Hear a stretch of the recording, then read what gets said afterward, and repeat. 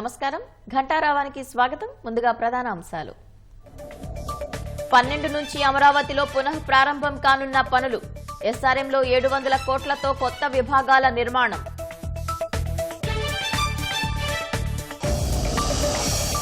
గుడివాడలో 5 ఏళ్లలో 200 కోట్ల విలువైన మట్టి దంద మాజీ మంత్రి అక్రమాలపై విజిలెన్స్ విచారణకు సర్వం సిద్ధం ఇవాల్టి నుంచి పార్లమెంటు రెండో విడత సమావేశాలు మణిపూర్ బడ్జెట్ ను ప్రవేశపెట్టనున్న నిర్మలమ్మ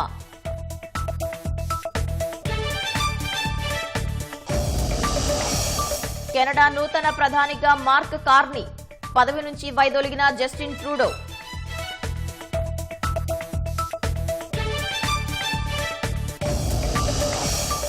వన్డే ఫార్మాట్ నుంచి రిటైర్ కావట్లేదన్న రోహిత్ భవిష్యత్ ప్రణాళికలు లేవని దుష్ప్రచారం చేయొద్దని వినతి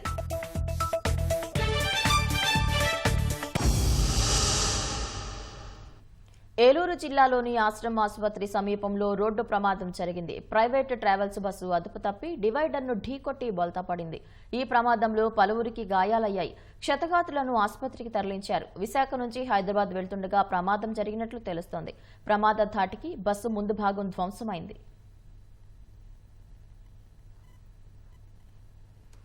ఆయన మాజీ మంత్రి నోరు విప్పితే బూతు పురాణమే. వైకాపా పాలనలో గుడివాడను జూదానికి కాల్మనీ దందాలకు అరాచకాలకు అడ్డాగా మార్చారు. 5 ఏళ్లలో ఆయన సాగించిన మట్టి అక్రమ తవ్వకాలకు హద్దే లేదు. ఏకంగా 100 టిప్పర్లు కొని మరీ 200 కోట్ల విలువైన మట్టి దందాకు పాల్పడ్డారు. ఈ వ్యవహారంపై దృష్టి సారించిన కూటమి ప్రభుత్వం విజిలెన్స్ విచారణకు నిర్ణయించింది. వైసీపీ పాలనలో ఆ మాజీ మంత్రి రెచ్చిపోయారు. గుడివాడ పరిధిలో భారీగా అక్రమాలు దందాలకు పాల్పడ్డారు. ఆయన అనుచరులు కొండలు, గుట్టలు, చెరువులు, రైతుల పొలాలు, బుడమేరు కాలువ భూములు, పోలవరం కట్టల్లో లక్షల క్యూబిక్ మీటర్ల మట్టిని బినామీ పేర్లతో తవ్వేశారు. గుడివాడ, నందివాడ, గుడ్లవల్లేరు మండలాల పరిధిలోనూ వైసీపీ నేత కనుసన్నల్లో 100 ఎకరాల్లో మట్టి తవ్వకాలు యథేచ్ఛగా సాగాయి. అధికారం చేతిలో ఉండటంతో అనుమతులతో పని లేకుండా చాలా చోట్ల మట్టిని తవ్వి తరలించారు. వైసీపీ హయాంలో జిల్లాలో అంతా తానై చక్రం తిప్పిన ఓ ఐఏఎస్ అధికారిని సహకారంతో విచ్చలవిడిగా అక్రమాలకు పాల్పడ్డారు. గుడివాడలోని అనేక ప్రాంతాల్లో ప్రస్తుతం 2 తాటి చెట్లంత లోతులో అగాధాల్లా కనిపిస్తున్న భూములు ఈ మట్టి దందాకు ప్రత్యక్ష నిదర్శనాలు.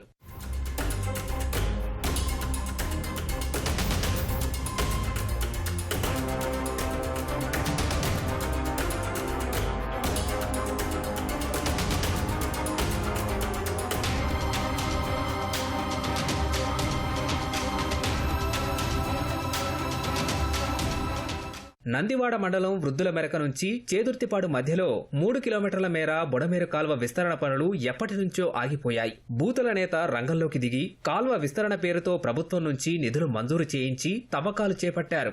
నిబంధనల ప్రకారం ఇలా తవ్విన మట్టిని అక్కడే బుడమేరు కాల్వ కట్ట కోసం వినియోగించాలి. కానీ దాన్ని అక్రమంగా తరలించి అమ్మేసుకుని కోట్లు కొల్లగొట్టారు. అరిపిరాల గ్రామంలోని చెరువుల్లో లక్షల క్యూబిక్ మీటర్ల మట్టిని అక్రమంగా తవ్వేశారు. పుట్టగుంటలో గతంలో హైస్కూల్ నిర్మాణం కోసం ప్రభుత్వం కేటాయించిన 9.5 ఎకరాల అసైన్డ్ భూములను ఆయన వదల్లేదు.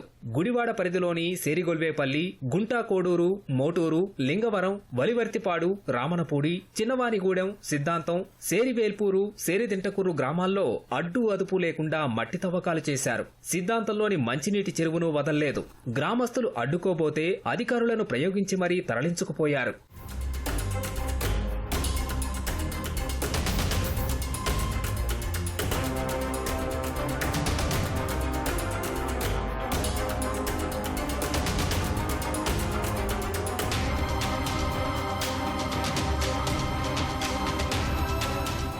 జగనన్న కాలనీల్లో మెరక వేసేందుకు తీసుకెళ్తున్నట్లు ప్రజల్ని నమ్మించి ప్రైవేటు వెంచర్లకు మట్టిని ఇష్టారీతిన అమ్మేసుకున్నారు. విస్తరణ పేరుతో బుడమేరు కాల్వను తవ్వి ఆ మట్టితో కాకతీయ నగర్, మరో 4 ప్రాంతాల్లో వెంచర్లు, నాగరపాడు వద్ద 7 ఎకరాల వెంచర్ను మెరకవేశారు. పుట్టగుంట వద్ద ప్రభుత్వ అసైన్డ్ భూముల్లోని మట్టిని బాపులపాడు వద్ద చేపల ఫీడ్ ఫ్యాక్టరీల నిర్మాణానికి, గన్నవరంలో వల్లభనేని వంశీ వర్గానికి చెందిన వెంచర్లకు తరలించారు.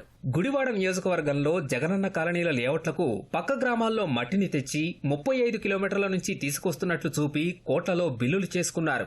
వైసీపీ హయాంలో జరిగిన సోషల్ ఆడిట్లోనే ఈ అక్రమాలు వెలుగు చూడడం గమనార్హం.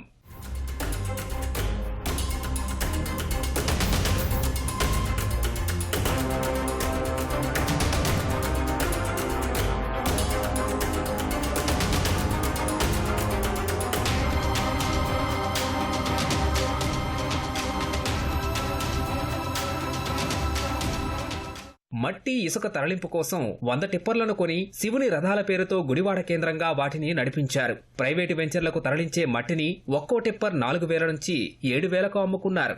గుడివాడతో పాటు పక్కనే ఉన్న హనుమాన్ జంక్షన్, గన్నవరం వరకు లక్షల టన్నుల మట్టిని తరలించారు.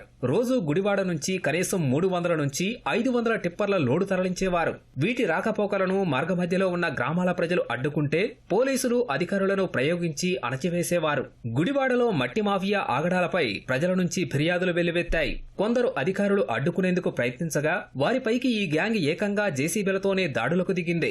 మోటూరులో అర్ధరాత్రి వేళ అక్రమ తవ్వకాలను గుడివాడ పట్టణ ఆర్ఐ జాస్తి అరవింద్ ఆధ్వర్యంలో వెళ్లి అడ్డుకున్నారు. దీంతో వైసీపీ నేత గంటా సురేష్ తమ్ముడు లక్ష్మణరావు, రాధాకృష్ణ తదితరులు ఆర్ఐపై జేసీబీతో దాడికి దిగారు. అక్కడి నుంచి వెళ్లకపోతే చంపేస్తామంటూ బెదిరించారు. ఇలాంటి ఘటనలు 5 ఏళ్లలో లెక్కలేనన్ని వెలుగు చూశాయి.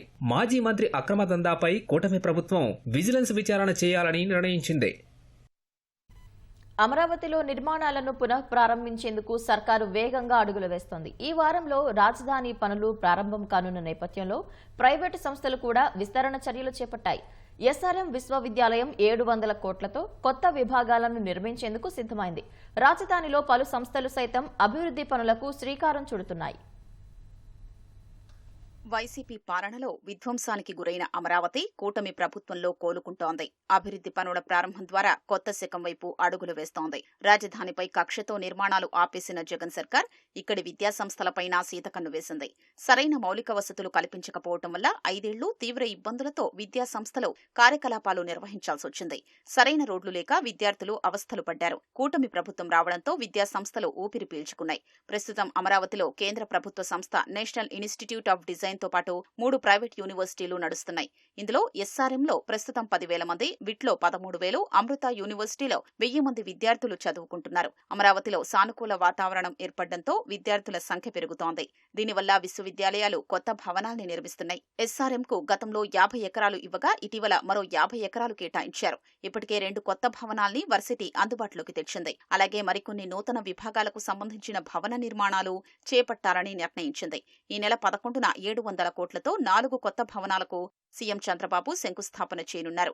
వీటిలో industrial research park, artificial intelligence కేంద్రము ఉన్నాయి.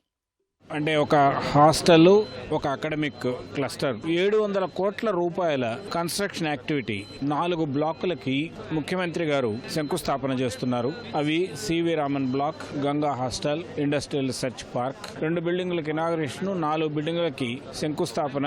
మేము ముఖ్యమంత్రి గారిని మా ఎస్ఆర్ఎం మేనేజ్మెంట్ రిక్వెస్ట్ చేసింది. దానికి వారు అంగీకరించారు. ప్రభుత్వం తరపున ప్రణాళికా విభాగం నిర్వహించే జనాభా నిర్వహణ విధి విధానాల కార్యశాలలోనూ సీఎం పాల్గొంటారు. స్వర్ణాంధ్ర విజన్ 2047లో భాగంగా మొదటి కార్యశాలను ఎస్ఆర్ఎం క్యాంపస్లో ఏర్పాటు చేశారు. ఇక్కడ 1,500 మందికి సరిపడా ఆడిటోరియం ఉండడం కలిసొచ్చింది. సీఎం చంద్రబాబు రాష్ట్రంలో జనాభా పెరగాలని తరచూ చెబుతున్నారు. పెరిగే జనాభాకు తగ్గట్లు సౌకర్యాలు కల్పించడం, వారిని రాష్ట్ర దేశ అభివృద్ధిలో భాగమయ్యే మానవ వనరులుగా తీర్చిదిద్దడంపై కార్యశాలలో చర్చిస్తారు. ఇందులో కేంద్ర రాష్ట్ర ప్రభుత్వాలకు చెందిన అధికారులతో పాటు వివిధ రంగాల నిపుణులు పాల్గొంటారు. అందరి సూచనలతో వర్కింగ్ పేపర్ రూపొందించనున్నారు. పాపులేషన్ మేనేజ్మెంట్ పాలసీ మీద వర్క్షాప్ ఒకటి కండక్ట్ చేస్తున్నాం. దీని మీద సీఎం గారు కూడా పార్టిసిపేట్ చేసి మొత్తం ఈ సమీక్ష, ఈ సెమినార్ అంతా అయిన తర్వాత దీని మీద వర్కింగ్ పేపర్ ఒకటి తయారు చేయడం జరుగుతుంది. ఏపీ గవర్నమెంట్ తరఫున ఇది చేస్తున్నాం. ఇదంతా కూడా స్వర్ణాంధ్ర 2047 దాని కింద ఇదంతా వస్తుంది. విట్ యూనివర్సిటీ వసతి గృహాలు, అకాడమిక్ భవనాల్ని మరికొన్ని అంతస్తులకు పెంచుతోంది. అమృత విశ్వవిద్యాలయానికి అప్పట్లో 150 ఎకరాలు కేటాయించారు. అయితే వైసీపీ ప్రభుత్వంలో సౌకర్యాలు కల్పించని కారణంగా వారు పరిమితంగా నిర్మాణాలు చేశారు. ఇప్పుడు 4 కొత్త భవనాలు నిర్మించేందుకు ప్రణాళికలు రూపొందించారు. వసతి గృహాలతో పాటు పరిశోధనా కేంద్రాలు, ప్రయోగశాలలకు ఎక్కువ ప్రాధాన్యమిస్తున్నారు. అమరావతిలో ప్రముఖ బిజినెస్ స్కూల్ ఎక్సెల్ ఆర్ఐ కూడా ఏర్పాటు కానుంది. వైసీపీ ప్రభుత్వంలో వెనక్కు తగ్గిన ఈ సంస్థ ఇప్పుడు నిర్మాణాల ప్రారంభానికి సిద్ధమైంది. ఇగ్నో వర్సిటీ, బిట్స్ సంస్థలు త్వరలో పనులు మొదలుపెట్టనున్నాయి. 16 రోజులు గడిచాయి. ఒక్కరి జాడే తెలిసింది. మిగిలిన 7 కోసం అన్వేషణ కొనసాగుతోంది. శ్రీశైలం ఎడమగట్టు కాల్వ సొరంగ మార్గంలోకి చిక్కుకుపోయిన వారిని వెలికితీసే ప్రక్రియలో పక్షం రోజుల తర్వాత పురోగతి కనిపించింది. టన్నెల్ బోరింగ్ మిషన్ ఆపరేటర్గా పనిచేస్తూ ప్రమాదంలో చిక్కుకొని ప్రాణాలు విడిచిన గుర్ప్రీత్ సింగ్ మృతదేహాన్ని ఆదివారం వెలికితీశారు. వారి కుటుంబానికి అప్పగించేందుకు ప్రత్యేక అంబులెన్సులు పంజాబ్కు పంపించారు. తెలంగాణ ప్రభుత్వం 25 లక్షల ఎక్స్గ్రేషియా చెక్ను బాధిత కుటుంబ సభ్యులకు పంపించింది. మిగిలిన 7గురి ఆచూకీ కోసం అన్వేషణ కొనసాగుతోంది. శ్రీశైలం ఎడమగట్టు కాలువ సొరంగ మార్గంలో 16 రోజుల క్రితం ప్రమాదవశాత్తు చిక్కుకుపోయిన 8 మందిలో ఒకరి మృతదేహం లభ్యమైంది. సహాయక బృందాలు ఆ మృతదేహాన్ని కుటుంబ సభ్యులకు అప్పగించాయి. ఫిబ్రవరి 22న ఉదయం సొరంగ మార్గంలోకి పనులు చేసేందుకు వెళ్లగా పైకప్పు కుప్పకూలి పెద్ద ఎత్తున మట్టి, బురద, నీరు సొరంగాన్ని ముంచెత్తాయి. 8 మంది చిక్కుకుపోయారు. వారి ఆచూకీ కోసం అనేక ప్రయత్నాలు జరుగుతున్నాయి. NGRI ground penetrating radar survey ద్వారా 8 ప్రాంతాలను గుర్తించి 2 చోట్ల తవ్వకాలు చేపట్టినా 8 మంది ఆనవాళ్లు లభించలేదు. కేరళ నుంచి ప్రత్యేకంగా శిక్షణ పొందిన జాగిలాలతో సొరంగంలో గాలించారు. అవి చూపిన ప్రాంతాలకు D1, D2గా పేర్లు పెట్టి తవ్వకాలు జరిపారు. సుమారు 5-6 అడుగుల లోతు తవ్వగా శనివారం అర్ధరాత్రి D2 ప్రాంతంలో ఓ చేయి కనిపించింది. దీంతో మృతదేహాన్ని వెలికి తీసేందుకు సహాయక చర్యలు ముమ్మరం చేశారు. నిరంతరాయంగా వస్తున్న ఊట, చుట్టూ పొరలుగా చుట్టుకుపోయిన స్టీలు మృతదేహాన్ని వెలికి తీసేందుకు అడ్డంకిగా మారాయి. 12 గంటల తర్వాత మృతదేహాన్ని బయటకు తీశారు. చేతిపై ఉన్న పచ్చబొట్టు, చెవిరింగు తదితరాల ఆధారంగా మృతుణ్ణి గురుప్రీత్ సింగ్గా గుర్తించారు. నగర్ కర్నూలు జిల్లా ఆసుపత్రికి తరలించి పోస్టుమార్టం నిర్వహించారు. ప్రభుత్వం తరపున 25 లక్షల ఎక్స్గ్రేషియాను అచ్చంపేట ఎమ్మెల్యే వంశీకృష్ణ రెవెన్యూ అధికారుల ద్వారా మృతుని కుటుంబానికి అందజేశారు. ప్రత్యేక అంబులెన్స్లో మృతదేహాన్ని స్వస్థలం పంజాబ్కు తరలించారు. బాధాకరమైన విషయం ఏంటంటే పాపం దూరం నుంచి కొన్ని వేల కిలోమీటర్ల నుంచి వచ్చి మన దగ్గర పనిచేస్తా ఉన్నారు. ఆ టన్నలు దాదాపు కొంతమంది 5 సంవత్సరాలు, కొంతమంది 3 సంవత్సరాలు ఆ టన్నల్ వర్క్ స్టార్ట్ అయ్యి ఇప్పటికి 20 సంవత్సరాలు అయింది. ఏది ఏమున్నా వాళ్ళ గవర్నమెంట్ ఏ రకమైనటువంటి మెజర్ తీసుకోవాలో ఆ రకమైన మెజర్ తీసుకోవడం జరిగింది. ఫలితంగానే ఈ బాడీని గుర్తించడం జరిగింది. ఇది గుర్ప్రీత్ సింగ్ బాడీ. వాళ్ళ భార్య రాజేందర్ కౌర్. ఈ రాజేందర్ కౌర్ పైన వాళ్ళ పేరు మీద 25 లక్షల ex gratia cheque government of Telangana ఇవ్వడం జరుగుతా ఉంది. మిగతా వారి కోసం ఇవాళ్టి నుంచి సహాయక చర్యలు ముమ్మరం కానున్నాయి. బయటపడిన గురుప్రీత్ సింగ్ రాబిన్స్ కంపెనీలో టన్నెల్ బోరింగ్ మిషన్ ఆపరేటర్ గా పనిచేసేవాడు. వాస్తవానికి టీబీఎం కట్టర్కు వెనుక భాగంలో మిషన్ ను ఆపరేట్ చేసే ప్రాంతంలో ఆపరేటర్లు ఉండాలి.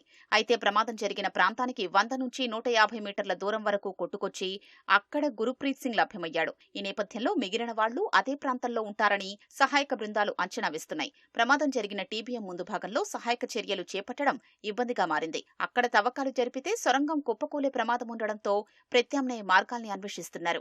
ఇది బాడీ పొజిషన్ అంటే 40 మీటర్స్ నుంచి ఫేస్ నుంచి 40 మీటర్స్ దూరంలో కూలిందండి. అక్కడి నుంచి 15 మీటర్ దూరంలో మనం ఇప్పుడు డేంజర్ అనుకున్నాం కదా, ఆ పాయింట్ ఉందండి. డాక్ చూపించింది. దాని నుంచి ఇంకో 50 మీటర్ యువతల ఇప్పుడు తీసిందండి. ఇప్పుడు మనం మళ్ళీ తీస్తే కానీ చెప్పలేము. ఆశ ఉంది మాకు, ఎందుకంటే అక్కడెక్కడో ఉండాల్సిన మనిషి ఇక్కడ దాకా వచ్చాడంటే అందరు ఇక్కడికి వచ్చామని ఆగారేమో అని ఒక ఆశ మాకు కూడా. సొరంగంలో చిక్కుకున్న వారి జాడ కోసం గుర్తించిన అనుమానిత ప్రాంతాల్లో ఏకకాలంలో సహాయక చర్యలు ముమ్మరం చేరున్నారు. ఉబికి వస్తున్న వేల లీటర్ల ఊట నీటిని ప్రత్యేక మోటార్లతో ఎత్తిపోస్తున్నారు. సహాయక చర్యలకు ఆటంకంగా నిలిచిన టీబీఎం వెనుక భాగాన్ని ముక్కలు చేసి బయటకు పంపే పనులు వేగంగా జరుగుతున్నాయి. వేల క్యూబిక్ మీటర్లలో పేరుకుపోయిన మట్టిని తొలగించేందుకు ఎస్కవేటర్లు, జేసీబీల్ని రంగంలోకి దింపారు. సింగరేణి సహాయక బృందాలు, NDRF, SDRF, army, navy, rat hole miners సహా ఇతర బృందాలు 157 మంది చొప్పున 3 షిఫ్టుల్లో పనిచేస్తున్నాయి. రెండో విడత పార్లమెంటు బడ్జెట్ సమావేశాలు ఇవాల్టి నుంచి తిరిగి ప్రారంభం కానున్నాయి. తొలి విడత సమావేశాలు జనవరి 31 నుంచి ఫిబ్రవరి 13 వరకు జరిగాయి. ఇవాల్టి నుంచి మొదలయ్యే రెండో విడత పార్లమెంటు బడ్జెట్ సమావేశాలు ఏప్రిల్ 4 వరకు కొనసాగనున్నాయి. ఓటర్ల జాబితాలో అవకతవకలు, మణిపూర్లో మళ్లీ అల్లర్లు, లోక్సభ నియోజకవర్గాల పునర్విభజన ప్రక్రియ, ట్రంప్ సర్కారు ప్రతీకార సుంకాలు వంటి అంశాలను లేవనెత్తాలని ప్రతిపక్షాలు భావిస్తున్నాయి. బడ్జెట్ ప్రక్రియను పూర్తి చేయడం, మణిపూర్ బడ్జెట్తో పాటు వక్ఫ్ చట్ట సవరణ బిల్లు ఆమోదించుకోవాలని ప్రభుత్వం భావిస్తోంది. ఫిబ్రవరి 13 నుంచి రాష్ట్రపతి పాలనలో ఉన్న మణిపూర్ బడ్జెట్ను కేంద్ర ఆర్థిక మంత్రి నిర్మలా సీతారామన్ ఇవాళ ప్రవేశపెట్టే అవకాశం ఉంది. బ్రెయిన్ డెడ్తో మృతి చెందిన ఓ మహిళ 3 జీవితాల్లో వెలుగులు నింపింది. బాపట్లలోని వివేకానంద నగర్ కాలనీకు చెందిన 45 ఏళ్ల వరలక్ష్మి మెదడు సంబంధిత వ్యాధితో ఈ నెల 6న గుంటూరు ఆస్టర్ రమేష్ ఆసుపత్రిలో చేరారు. వైద్యులు అత్యవసర విభాగంలో వరలక్ష్మికి వైద్యం అందించినప్పటికీ ఆదివారం బ్రెయిన్ డెడ్తో ఆమె ప్రాణాలు కోల్పోయారు. జీవన్దాన్ ప్రతినిధులు వరలక్ష్మి కుటుంబ సభ్యులకు అవయవ దానంపై అవగాహన కలిగించడంతో చావు బతుకుల్లో ఉన్న 3కి అవయవాలు దానం చేసేందుకు వారు అంగీకరించారు. కిడ్నీ, లివర్ను ఆస్టర్ రమేష్ హాస్పిటల్స్ కు అప్పగించగా ఊపిరితిత్తులను హైదరాబాద్ కిమ్స్ కు కేటాయించారు. గ్రీన్ ఛానల్ ద్వారా ఊపిరితిత్తులను గన్నవరం విమానాశ్రయానికి, అక్కడి నుంచి కిమ్స్ కు తరలించారు.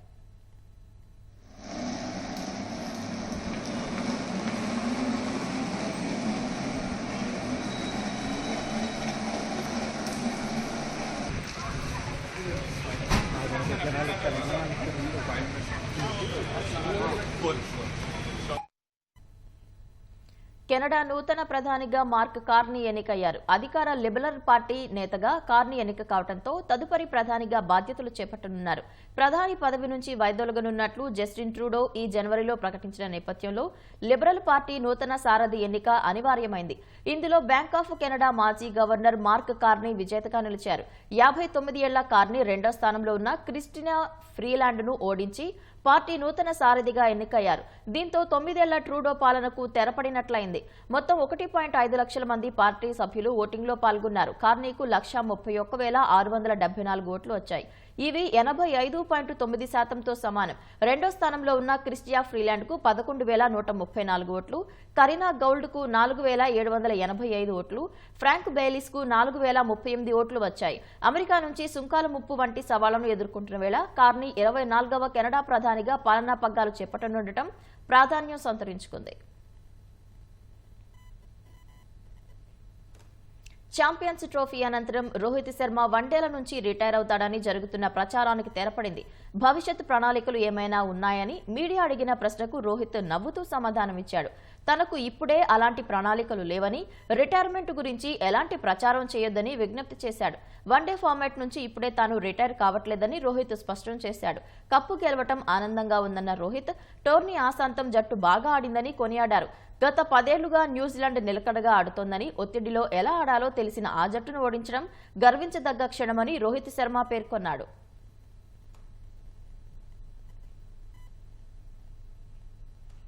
తిరుమలలో శ్రీవారి సాలకట్ల తెప్పోత్సవాలు ఆదివారం రాత్రి వైభవంగా ప్రారంభమయ్యాయి. విద్యుత్ దీపాలు, పుష్పాలతో సర్వాంగ సుందరంగా అలంకరించిన తెప్పపై సీత, లక్ష్మణ, ఆంజనేయ సమేత శ్రీ సీతారామచంద్రమూర్తి ఆలయ పుష్కరిణిలో దర్శనమిచ్చారు.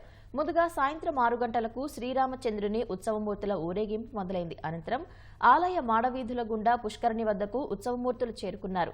శ్రీ సీతారామ లక్ష్మణ ఆంజనేయ స్వామివారు పుష్కరిణిలో తెప్పపై 3 చుట్లు తిరిగి కనువిందు చేశారు. వేదం, గానం, నాదం మధ్య తెప్పోత్సవం వేడుకగా జరిగింది.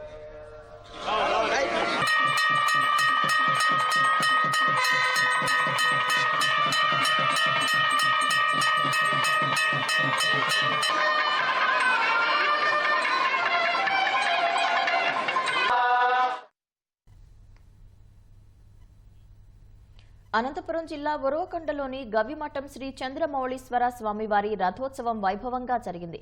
భారీగా భక్తులు రథోత్సవానికి తరలి రావడంతో గవిమఠ ప్రాంగణం కిటకిటలాడింది.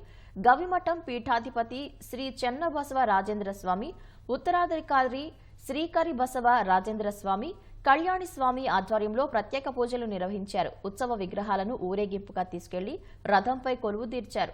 స్వామివారి మూల విరాట్ను దర్శించేందుకు భక్తులు బారులు తీరారు. ఎటువంటి అవాంఛనీయ ఘటనలు జరగకుండా పోలీసులు బందోబస్తు ఏర్పాటు చేశారు.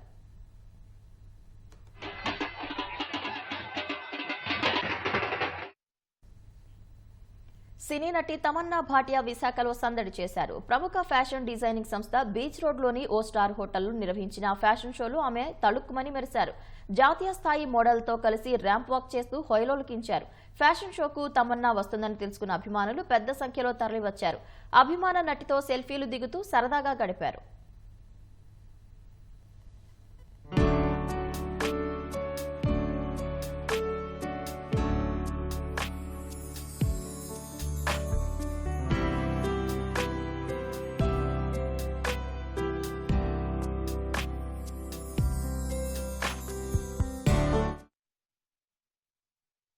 నాకు వైజాగ్ అంటే చాలా ఇష్టం. నేను నా కెరియర్ స్టార్టింగ్ అప్పటి నుంచి ఇక్కడికి వస్తున్నాను.